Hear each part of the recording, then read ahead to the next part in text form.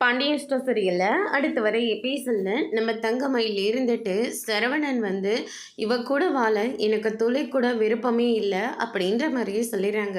தங்கமயிலோட வாக்குமூலத்தை வந்து கேட்குறாங்க.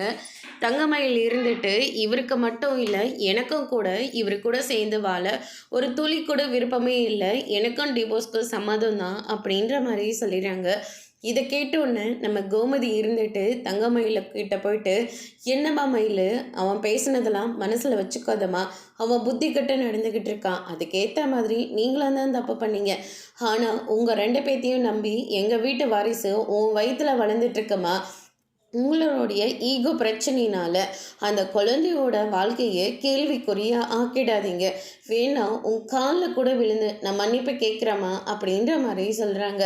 அத்தை, என்ன காரியம் பண்ண பார்க்குறீங்க? நான் தான் உங்ககிட்ட மன்னிப்பு கேட்கணும். போதும் அத்தை, போதும். நான் செஞ்சது தப்பு தான். அதுக்காக என்னால் முடிஞ்ச வரைக்கும் எல்லாருக்கிட்டேயும் மன்னிப்பு கேட்டாச்சு. போதும் போதும் என்ற அளவுக்கு அவங்கக்கிட்ட நான் கெஞ்சி பார்த்துட்டேன். போதும் அத்தை, இதுக்கு மேலே அவங்களுக்கு பிடிச்ச வாழ்க்கையை அவங்க அமைச்சிட்டு போட்டோமே. அவருக்கு தான் என் கூட வாழ்கிறதுக்கு சுத்தமாக பிடிக்கவே இல்லைல்ல. அதனால் நான் எதுக்காக கட்டாயப்படுத்தி அவரை என் கூட வாழுங்கன்னு சொல்ல முடியும்? தயவு செஞ்சு விட்டுருங்க அத்தை, நான் வேணா உங்ககிட்ட கெஞ்சி கேட்டுக்கிறேன் அப்படின்ற மாதிரி தங்கமயில் வந்து சொல்லிடுறாங்க. தங்கமயில் சொன்னதை கேட்டோன்னே சரவணன் ஒரு பக்கமோ கோமதி ஒரு பக்கமோ ரொம்பவே ஷாக் ஆகுறாங்க. அதோட இன்னைக்கான பிரம்ம முடிச்சிருக்காங்க.